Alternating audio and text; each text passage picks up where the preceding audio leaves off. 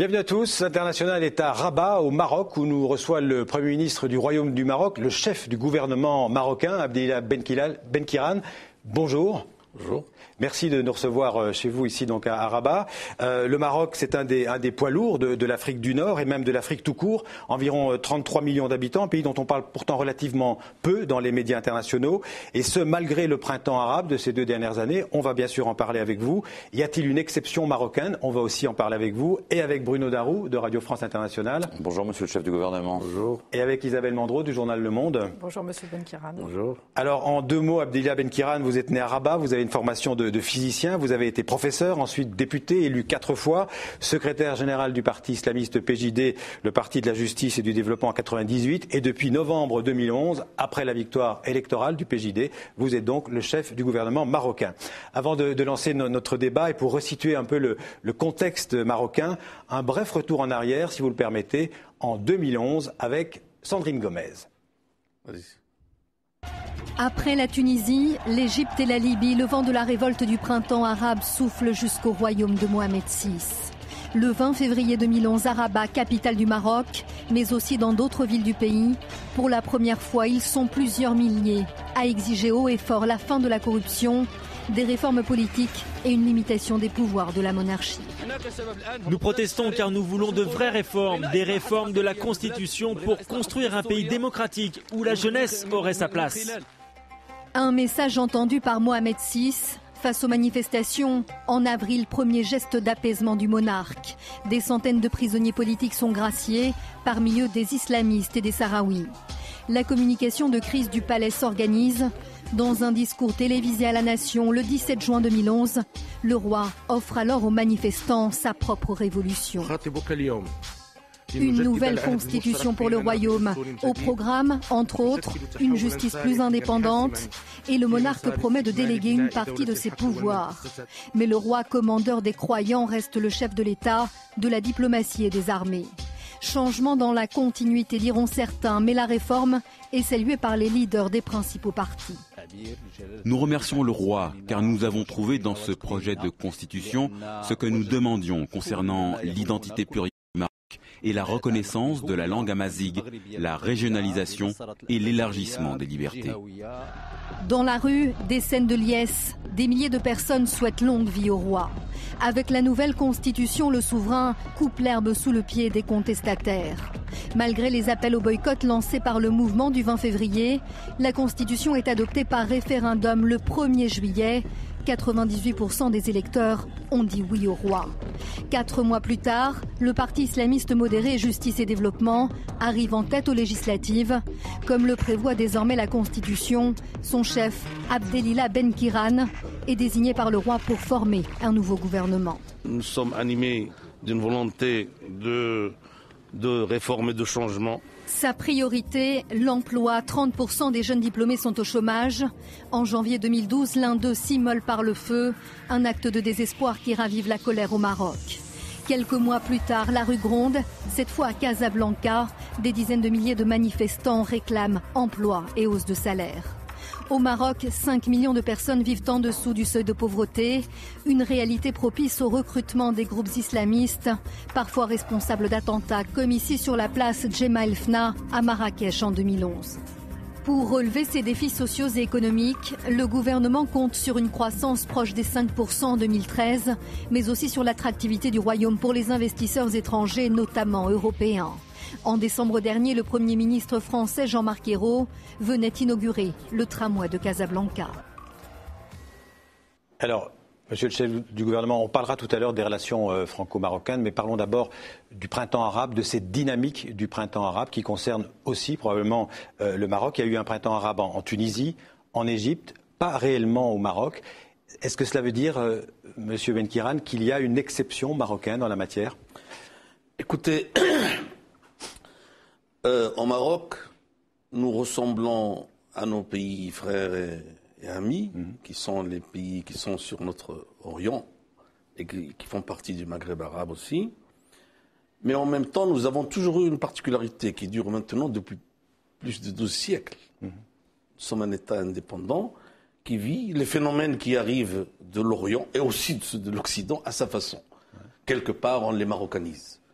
Eh bien voilà, ce qui s'est passé, pour essayer de ne pas d'être bref, dans les pays comme la Tunisie ou l'Égypte, pour ne pas citer la Syrie, c'est qu'on avait des pouvoirs qui avaient tout pris, qui avaient pris la fortune, qui avaient empêché l'exercice des libertés et donné la possibilité aux gens de vivre selon les droits de l'homme, etc. Et c'était différent au Maroc? C'était différent. C'était pas complètement différent, mais c'était différent. Il y avait beaucoup de critiques. Je sais. Donc, concernant la fortune, concernant les droits de l'homme, concernant les libertés, nos réformes, on les a commencées une vingtaine d'années avant. Mais aussi, on avait des difficultés. Il y avait la corruption, il y avait des choses qui n'allaient pas. Donc, la rue, elle est descendue, mais pas d'une façon massive comme ça s'est passé dans les autres pays. Et aussi, et notre exception, on la doit aussi et surtout à notre monarchie, qui est une monarchie qui essaie de jouer le rôle d'abord de l'arbitrage, avant de jouer le rôle de l'autorité, carrément comme ça se faisait en Tunisie ou comme ça se faisait en Égypte. Et c'est pour cela que Sa Majesté, je ne l'ai pas vu sur votre documentaire, Sa Majesté, la première réaction qu'il a eue au mouvement du 20 février, c'était le 9 mars. C'était pas 20 jours, c'était pas encore 20 jours. Et c'est ce grand discours du 9 mars qui est le plus important, qui a donné la dynamique, comme quoi on répond à la demande de la rue de faire des réformes.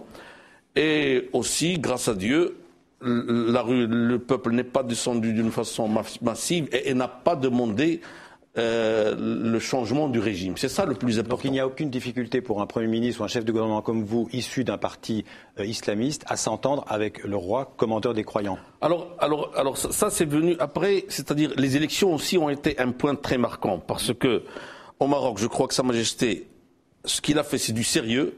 Ce n'est pas seulement quelque chose de superficiel. Il a engagé des réformes dans la Constitution qui répondent à tout ce qu'a demandé la classe politique depuis l'indépendance, pratiquement. Et quand les élections sont venues, Sa Majesté a insisté pour que les résultats soient déclarés tels qu'ils lui ont été rapportés, ce qui donnait notre parti. Avec 107 sièges, ça dépassait même peut-être beaucoup de ce qu'espéraient les nôtres, en particulier, disons-le clairement. Mais aujourd'hui, Monsieur Benkiran, comment qualifiez-vous le régime qui a été modifié par Mohamed VI? Le régime, c'est pour vous une monarchie parlementaire achevée? Ce n'est pas une monarchie parlementaire. Ou un début vers la monarchie? Le roi, nous n'avons pas été officiellement pour la monarchie parlementaire, parce qu'on considère que ça ne conviendra pas à notre pays. Pour nous, le roi doit rester le chef de l'État et doit avoir l'autorité, mais nous pensons que ce n'est pas dans l'intérêt du pays qu'il soit mêlé à la gestion des affaires. C'est pour cela que la monarchie elle est partie dans le sens de rendre la tête du gouvernement. À la tête du gouvernement, on a aujourd'hui un chef du gouvernement. On n'a plus un Premier ministre. Ce n'est plus un coordinateur.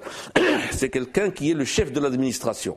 Donc, l'administration obéit au chef du gouvernement, mais l'État tout entier obéit à Sa Majesté. D'ailleurs, il n'a pas que, il a aussi les choses stratégiques, sans parler des prérogatives religieuses. Donc, Sa Majesté reste le recours pour la population, pour le gouvernement et pour les partis politiques, parce que nous avons dans nos pays toujours cette peur d'avoir une partie hégémonique qui essaye de broyer tout le monde à son profit. Donc pour nous, le roi, c'est la personne qui garde suffisamment de pouvoir pour pouvoir intervenir, pour rééquilibrer si jamais il y a un déséquilibre d'un côté ou de l'autre. Cet équilibre des pouvoirs, tel qu'il est actuellement, vous semble satisfaisant? Aujourd'hui, nous sommes en train de vivre une expérience, disons-le sincèrement. Au départ, on est parti d'une monarchie absolument exécutive. Aujourd'hui, on est rentré dans une monarchie qui s'approche de la monarchie parlementaire sans le devenir. Mais pour vivre tout ça, il faut que les réformes prennent place. Et il faut qu'on s'habitue aux réformes. Tout ça, c'est nouveau pour les Marocains. C'est nouveau pour les gens de l'administration. C'est nouveau pour les responsables. Aujourd'hui, c'est le chef du gouvernement qui nomme. Jusqu'à aujourd'hui, on doit en avoir nommé plus d'une centaine de responsables. Tout ça, ça se passait chez Sa Majesté avant. c'est en train de venir doucement. Et moi, j'ai essayé, depuis que je suis venu, que ça se passe dans une cordialité avec Sa Majesté. Je ne veux pas exercer le pouvoir dans le sens du bras de fer, parce que, pour moi, Sa Majesté, c'est le symbole de l'État.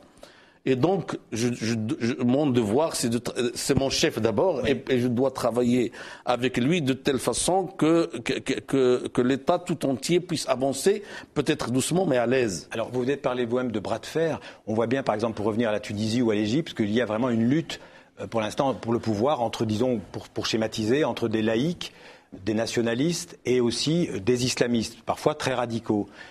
Il n'y a pas ce genre de danger au Maroc que les salafistes, que les islamistes les plus radicaux prennent le dessus et quelque part menacent cet équilibre dont vous venez de parler? Je vais vous dire, je suis clair et net. Notre pays est un pays qui a des atouts. Ces atouts, il n'est pas question de les perdre, que ce soit en face des salafistes ou des islamistes ou des communistes ou des radicaux de je ne sais plus trop qui. Nous sommes un pays stable. Nous sommes un pays démocratique, à notre niveau, à notre façon de voir les choses, à notre niveau d'évolution. Et ça, on compte avancer, d'accord, mais doucement. Il n'est pas question de prendre le dessus. Et celui qui veut participer à la vie politique peut le faire. Mais il faut qu'il accepte les atouts qui ont fait cet État. Depuis, comme je vous ai dit... Et l'héritage. L'héritage, c'est un grand héritage. Nous avons survécu... à un tas de vagues qui sont venues, entre autres le protectorat français, et entre autres le panarabisme, entre autres la vague socialiste et même la vague islamiste. Il faut le dire. Même la vague islamiste qu'il y avait dans les années 90, nous avons survécu à tout ça avec le minimum de dégâts. Parce que nous pensons qu'il y a des choses qui sont essentielles, qu'il faut préserver pour notre pays. Et on compte le faire ensemble. C'est-à-dire, pas moi seul, chef de gouvernement. D'abord Sa Majesté, le gouvernement, les partis politiques, tout le monde insiste pour que les atouts qui forment la stabilité du pays ne soient pas touchés. Sinon, au Maroc, je vais vous dire une chose. Nous, on n'est pas... si jamais cet équilibre est rompu, on ne sait pas ce qu'on va avoir devant nous. Donc, il n'est pas question de le laisser se rompre. Isabelle Mandreau. Monsieur Benkiran, après le printemps arabe, des nouveaux gouvernements islamistes sont arrivés au pouvoir en Égypte, en Tunisie et vous-même, d'ailleurs au Maroc. Je crois que vous n'êtes pas membre des Frères musulmans, mais vous allez peut-être nous le confirmer. Mais êtes-vous différent déjà des autres gouvernements islamistes et étiez-vous préparé à l'exercice du pouvoir? Je vais vous dire, nous ne sommes pas des Frères musulmans. Mais je ne cache pas que l'école qui a constitué le départ de notre façon de réfléchir et de nos lectures, etc., ça a été cette pensée-là, cette école de pensée ou cette pensée d'école. Voilà, Hassan al-Banna, Sayyid Qutb, etc. Mais nous avons évolué tout seuls. On n'a jamais été branchés avec les Frères musulmans. Donc nous avons évolué d'une façon qui nous a permis d'être différents. De toutes les façons, le Maroc n'aurait jamais accepté qu'il y ait dans ce pays les Frères musulmans. C'est un pays qui a toujours été jaloux de sa particularité. Et ça fait plus de 12 siècles qu'il est indépendant de l'Orient. Nous avons notre façon de voir notre religion. Excusez-moi, le Maroc, quand vous dites le Maroc, c'est les autorités marocaines ou c'est le peuple marocain? Non, c'est le système tout entier, le peuple, les autorités, tout ça. Ça ressemble les uns aux autres. Et donc nous sommes différents. Et c'est pour cela que nous avons été différents durant l'histoire. C'est pour cela que nous continuons à rester encore différents. Nous sommes très jaloux de cette différence. Mais vous étiez préparé... Sans vouloir dire du mal des autres. Hein. Bien sûr. Et vous étiez préparé à l'exercice du pouvoir? Écoutez, je suis chef de gouvernement depuis plus d'une année. Je crois que peut-être que je n'étais pas préparé comme un athlète va à un championnat, mais jusqu'à maintenant, j'ai l'impression que je m'en sors bien. Et quel regard portez-vous? Donc ça, c'est le regard... Grâce à Dieu, il ne faut pas l'oublier. Donc ça, c'est le regard que vous portez. On y reviendra peut-être plus en détail sur la manière dont vous, ici, vous exercez le pouvoir. Quel regard portez-vous sur la manière dont les pouvoirs islamistes en Égypte et en Tunisie exercent le pouvoir? La situation est actuellement dans ces deux pays assez tendue politiquement quand même. Voilà, alors je vais vous dire ce qui se passe. J'ai l'impression que c'est différent. Je ne peux pas dire que je saisis exactement ce qui se passe. Mais chez nous, il y avait un arbitre.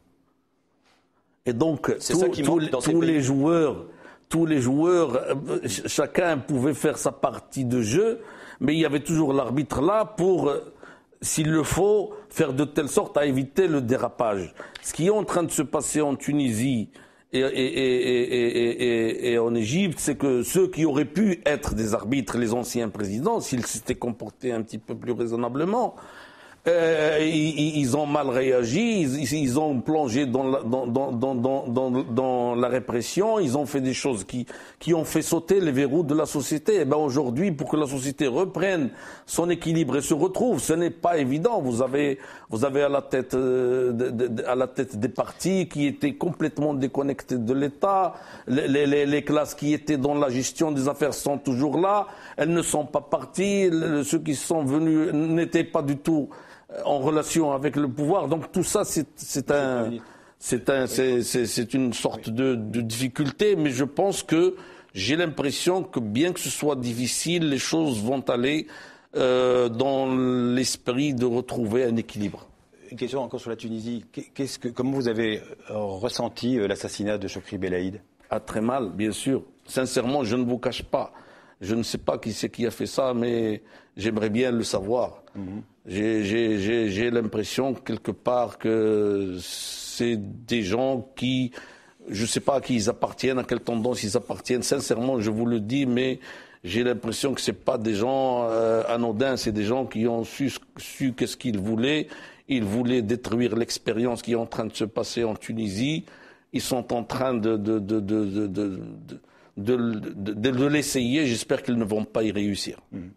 Vous pensez que ce sont des gens qui pourraient être proches de l'ancien régime de Ben Ali? Écoutez, concernant les crimes, il n'y a que la justice qui peut vraiment se prononcer. Mais je vous ai dit quelle a été mon impression dès le départ. Alors, il nous reste à peu près 2 minutes avant une petite pause. Après, on aura encore 25 minutes. Mais je voudrais vous poser une question sur le Maroc et la guerre au Mali. Le Maroc a soutenu l'intervention française dès le début. Le Maroc a même autorisé le survol de son territoire par l'aviation française. Est-ce que 6 semaines après cette intervention, le Maroc soutient toujours l'intervention française? Je vais vous dire, Sa Majesté m'a chargé de lire un texte devant les chefs des États islamiques. C'était pour saluer, entre autres, pour saluer l'action tranchée de la France. Il ne faut pas se tromper. On ne va pas revenir. Qu'est-ce que vous voulez qu'on fasse dans ce monde? On va revenir à une pagaille. On va permettre au pays d'être divisé en deux ou d'avoir de la prise du pouvoir par la force. C'est fini tout ça. Nous sommes dans un monde qui doit avancer. On ne peut pas reculer. Je suis désolé. Notre position, elle a été tranchée. Elle continue à être la même position. Et je dois le reconnaître, la France a eu le courage. Il y a aussi autre chose que je devrais dire. Si jamais les pays riverains, et disons-le clairement, et africains et islamiques qui sont autour du Mali avaient fait leur devoir, on n'aurait pas eu besoin de l'intervention. Vous parlez de l'Algérie, là? Je parle de l'Algérie, du Maroc. Des pays de la CEDEAO. Nous on n'a pas de tous les pays qui sont aux alentours, parce que c'est. Vous voulez dire que ça vous concerne aussi? Ça nous concerne d'abord. Donc la réalité, c'est ça. Mais quand on parle de notre partie géographique, vous avez l'Algérie qui refuse que le Maroc intervienne, je ne sais plus trop quoi, etc. Bon, je veux pas. Mais la réalité, c'est ça. C'est d'abord notre responsabilité. On s'interrompt 2 minutes et on se retrouve tout de suite. Vous voulez?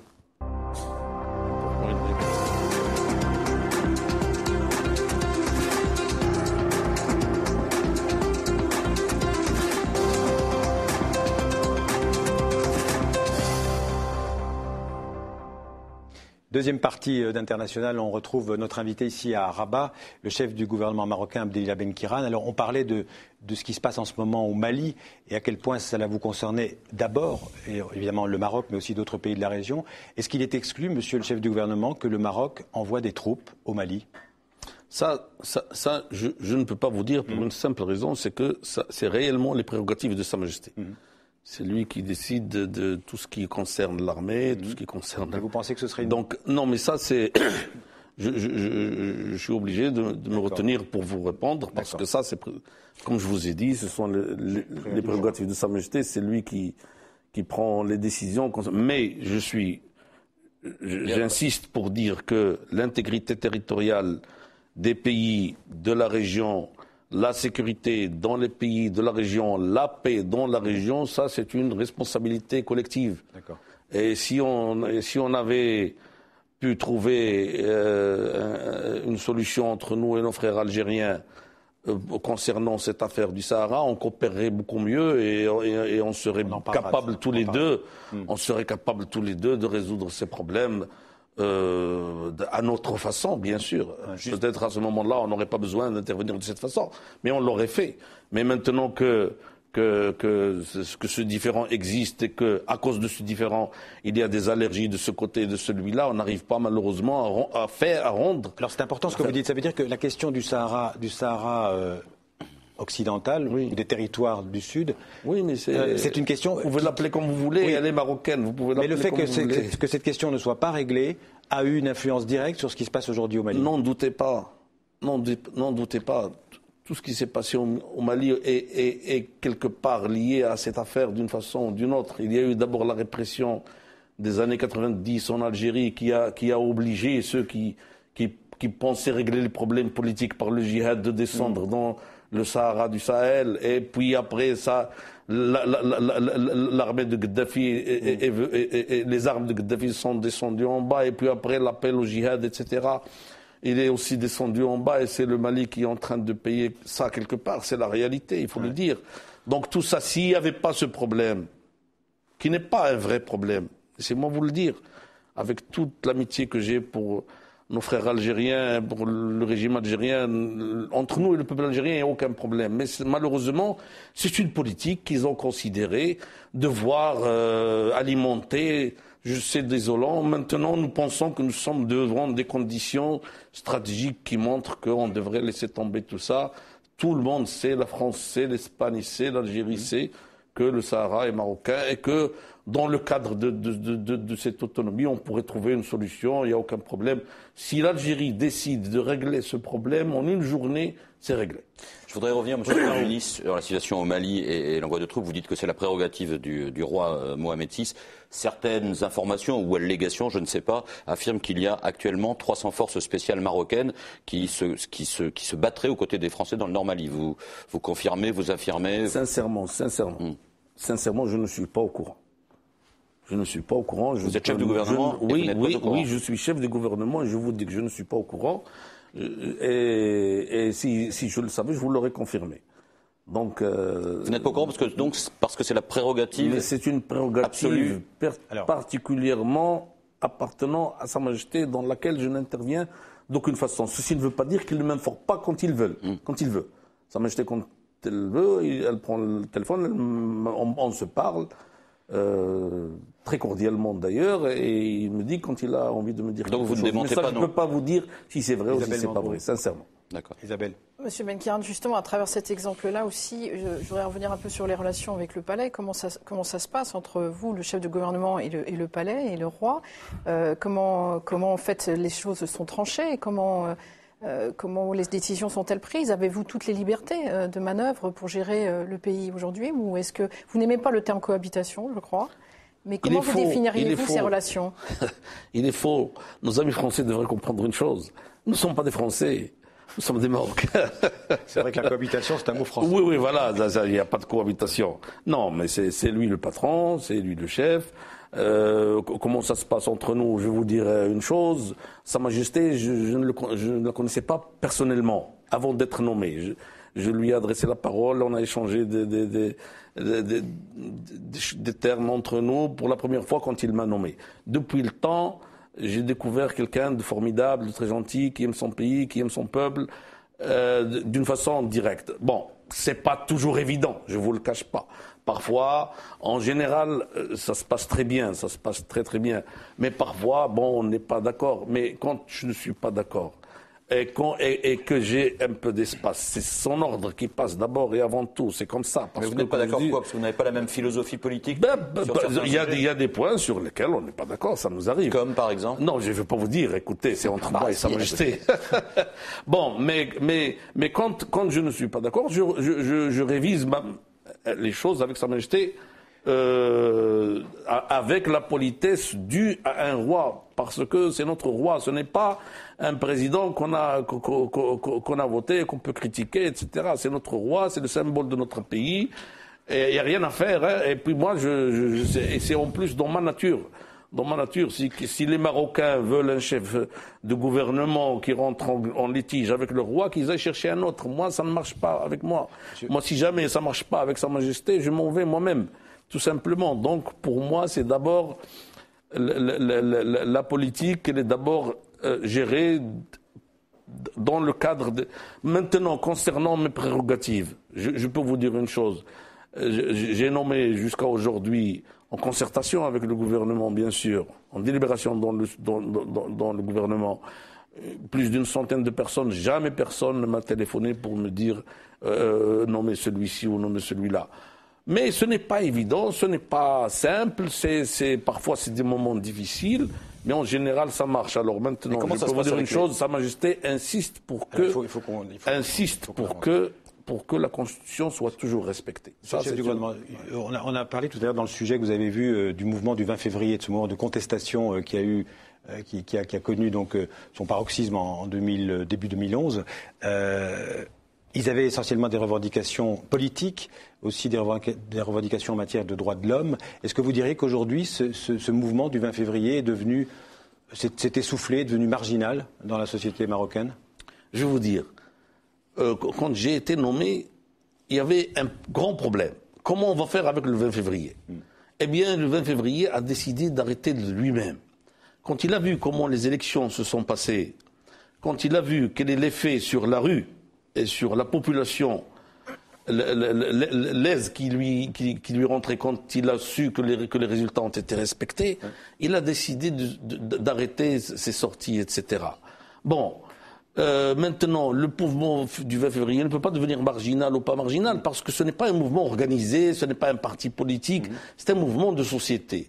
Je considère que si on avance dans nos réformes, elles sont nécessaires, et si on améliore la situation, et beaucoup de choses ont déjà été faites jusqu'à maintenant, je crois que le 20 février se transformera en tendance à conforter la scène politique marocaine. Les uns vont aller vers les partis de gauche, les autres vers les partis de référentiel islamique, les autres vers les conservateurs, etc.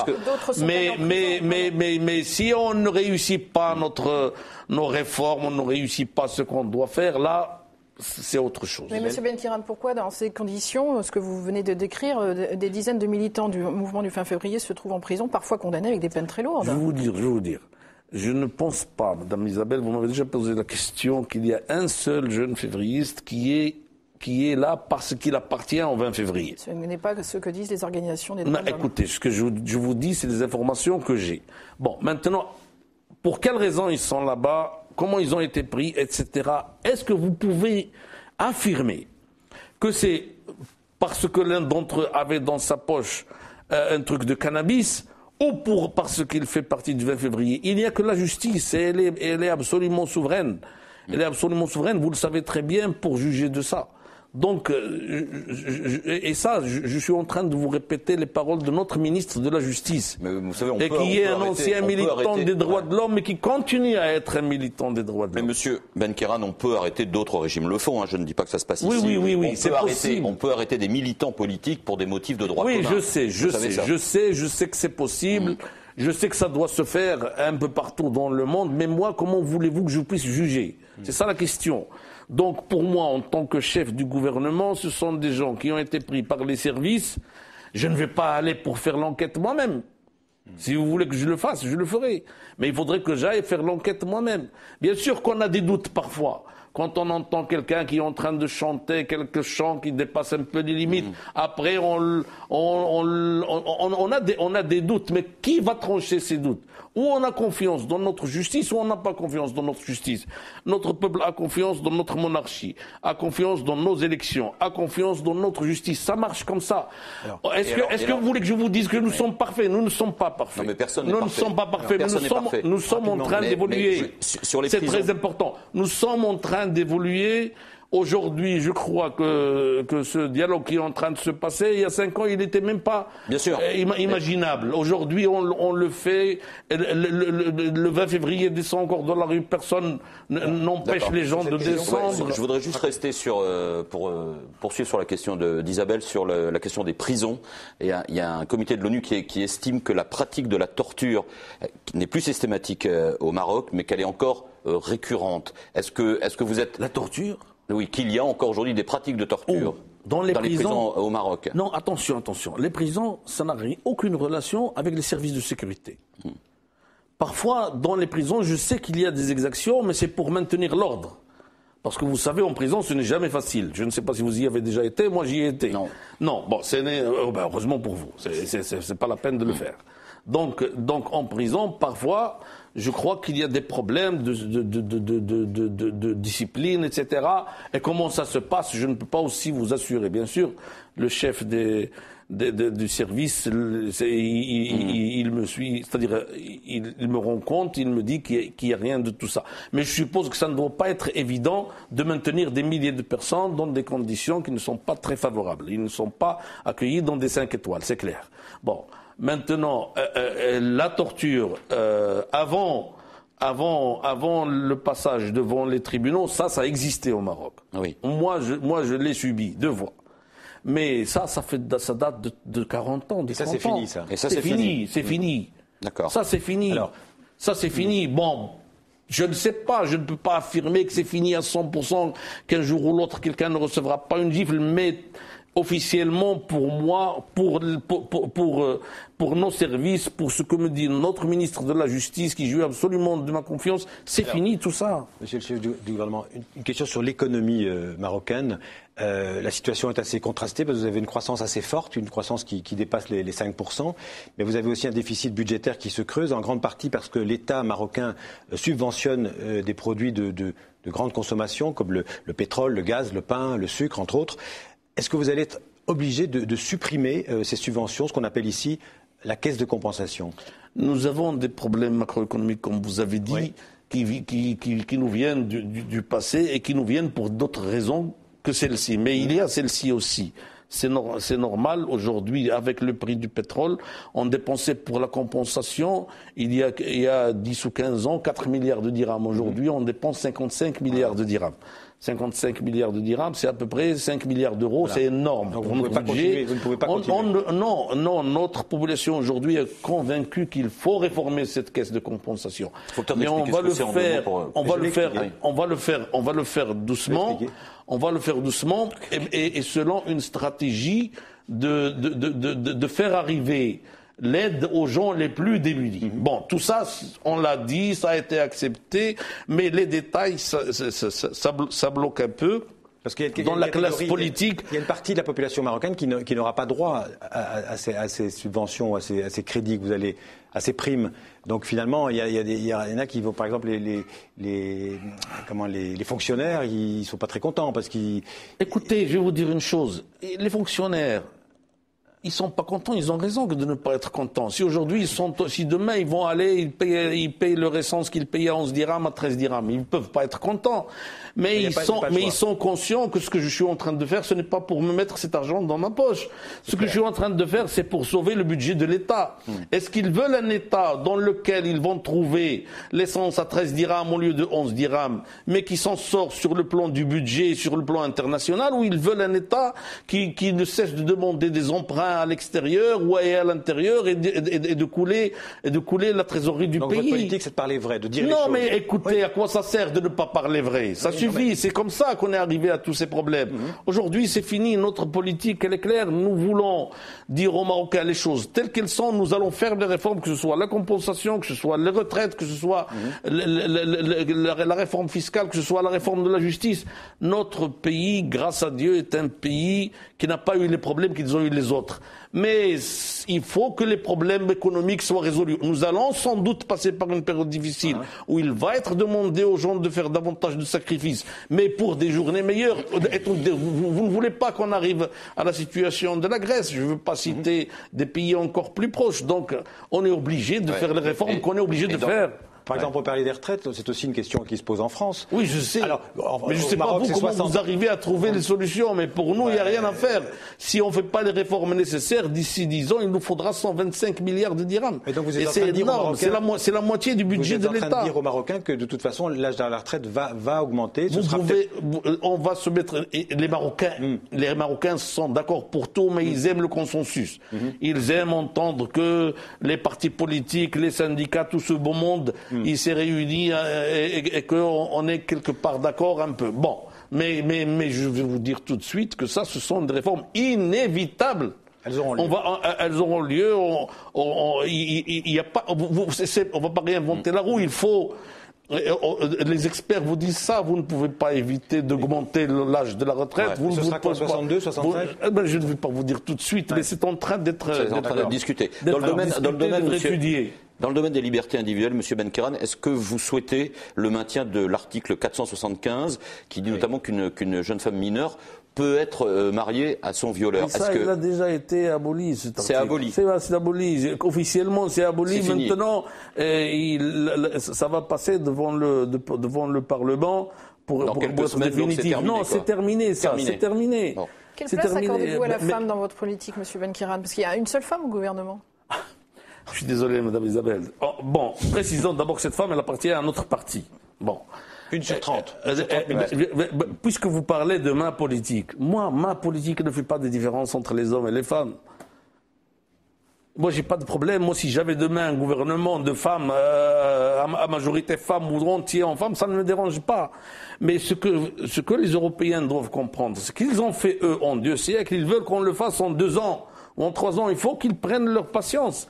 Parce que sinon, on va être obligé demain de dire, tiens, on tire les femmes par les cheveux, on les place dans le gouvernement. Il ne faut pas faire ça. Ce qu'on est en train de faire, c'est qu'on est en train, avec la loi, aider à ce que les femmes s'intègrent mieux dans les partis. Parce que les conditions difficiles politiques qu'on a vécues dans les années 60 et 70, etc., ont empêché que la bonne intégration de la femme à la vie politique. Elle est en train de se faire aujourd'hui. Je vais vous dire une chose. Dans notre Conseil national, dans notre parti, il y a 40% de femmes aujourd'hui. Donc c'est une différence, c'est un paysage qui est en train de se transformer petit à petit. Et si vous avez aujourd'hui 67 femmes dans le Parlement marocain, 60 sont venues par le quota.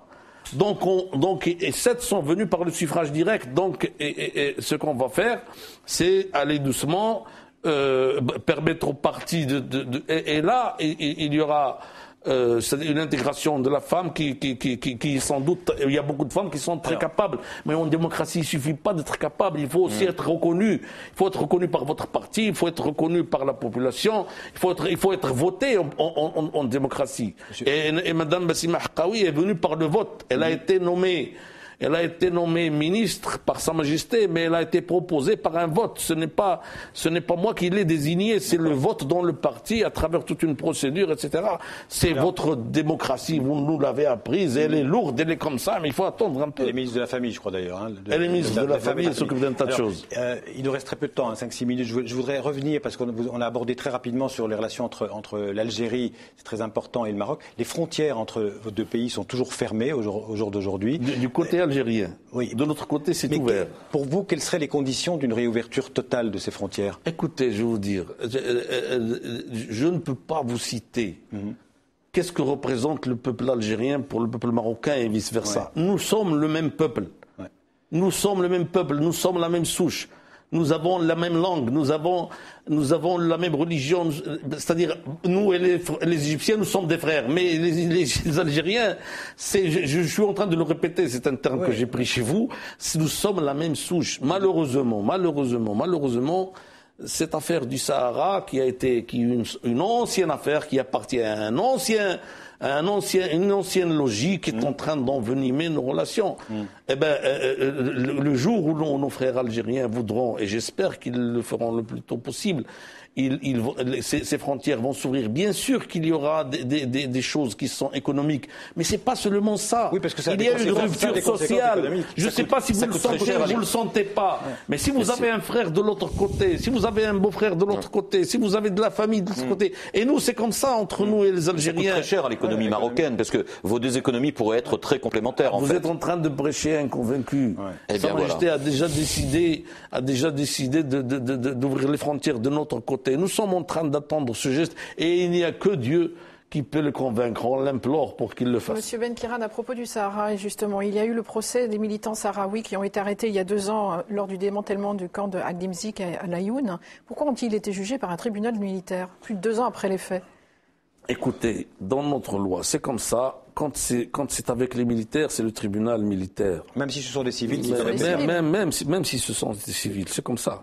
Vous trouvez ça bien, normal il faudrait le changer, peut-être. L'essentiel, c'est la justice. Non, et la justice, elle a été rendue. Malheureusement, ce n'est pas parce qu'on est un Sahraoui qu'on peut tout se permettre. Les citoyens marocains qui sont en train qui habitent ces régions savent très bien qu'ils sont traités d'une façon particulière, avec beaucoup d'égards, par rapport à tous les citoyens. C'est la réalité, il faut le dire. Mais ce qu'ils ont fait, ce n'est pas honorable du tout. Enfin, les chefs d'accusation qu'ils avaient. Donc, ils sont passés devant un tribunal militaire. Les sentences ont été saluées. La façon dans laquelle le procès s'est passé a été salué par tout le monde. L'essentiel, c'est ça, c'est la justice. Malheureusement, le temps passe très très vite. Je ne sais pas si c'est à cause je ne sais pas si Français ou des Marocains. C'est nous tous. C'est parce que l'émission est intéressante. En général, c'est le cas. Alors, le Premier ministre français Jean-Marc Ayrault était au Maroc en décembre dernier. Qu'est-ce que j'ai dit? Oui, il était ici, bien sûr. Le président François Hollande, parce que vous me regardez. Il va venir. Non, vous m'avez rappelé de bons souvenirs, parce que je ne connaissais pas. Le président François Hollande sera chez vous probablement au mois de mars ou en avril, je ne sais pas encore, la date n'a pas encore été fixée. Alors, on parle de partenariat d'exception entre la France et le Maroc. C'est un partenariat d'exception, aussi bien politique qu'économique? Mais écoutez, je ne sais pas, mais je crois que ça c'est classique. Tout le monde le sait dans les connaissances politiques banales qu'entre le Maroc et la France, c'est des relations très très particulières. D'ailleurs, moi, quand j'ai été nommé, il y avait un peu de suspicion. L'ambassadeur de France est venu me voir et je lui ai dit il était inquiet, mais non, il n'était pas inquiet. On se connaissait avant, mais il est venu s'assurer. Je lui ai dit, mais écoutez, les relations entre le Maroc et la France sont très bonnes. On va continuer. Pourquoi vous voulez qu'elles changent? Elle m'a dit, elles ne vont pas changer. Je lui ai dit, non, au contraire. Je ne sais pas. Mais je pourrais prétendre qu'aujourd'hui, elles sont encore plus bonnes qu'avant. Je ne sais pas. Mais alors, est-ce que ça va jusqu'à, par exemple, ça fait débat dans votre pays, le fait que, par exemple, Alstom ait obtenu la construction d'une ligne de train à grande vitesse dans votre pays? Certains disent, au lieu de faire ça, on aurait mieux fait de construire des écoles, des hôpitaux, et Alstom a eu ça très facilement. Est-ce que c'est interdit de réfléchir différemment? Non, mais moi je vous pose la question. Voilà, il y a des gens qui posent des questions. Ça, c'est, je vais vous dire, ça, encore une fois, ça, c'est une décision qui s'est passée. Non, mais vous qui êtes sensible aux sujets sociaux, est-ce que quand même ça ne vous interpelle pas? Écoutez. Dans un pays, il n'y a pas que le social. Il y a le social, il y a le stratégique, il y a la défense, il y a un tas de choses. Et c'est pour cela que si vous ne trouvez pas la bonne raison quelque part, allez la chercher autre part. Nous sommes un pays qui essaie de se défendre et d'être à l'aise en même temps. Donc il n'est pas question qu'il court seulement derrière le fait de se mettre à l'aise seulement sans pouvoir se défendre. Nous sommes les amis de la France. La France est un pays ami du Maroc. Elle l'a prouvé. Elle ne cesse de le prouver sur des choses qui sont difficiles, comme par exemple l'affaire du Sahara. Elle a une position raisonnable, qui va dans le bon sens, qui est réalisable. Et donc, ceci étant, ça pourrait expliquer peut-être des choses qu'il arrive à certains gens de trouver difficile de comprendre. C'est le TGV contre la position française de soutien? Non, il ne faut pas exagérer. Le TGV aussi, écoutez, vous ne voudriez jamais que le Maroc ait aussi son TGV? Nous, on voudrait aussi. Il faut qu'on arrête l'émission à grande vitesse aussi, parce que on va déborder le temps qui nous est imparti. Il me reste juste à vous remercier déjà de nous avoir accueillis ici à Rabat et d'avoir répondu à toutes nos questions avec franchise. Voilà. Mais seulement, je ne préside pas le parti depuis 98, depuis 2008 seulement. 2008, ah oui, allez, 10 ans trop. Mais ça, c'est pas grave. Peut-être qu'ils ont perdu ces 10 années. Voilà, très bien. Merci en tout cas d'avoir accepté notre invitation. Merci à vous, M. Benkiran. Merci à tous et à dimanche prochain pour un nouveau numéro d'International. Au revoir, bonne semaine à tous.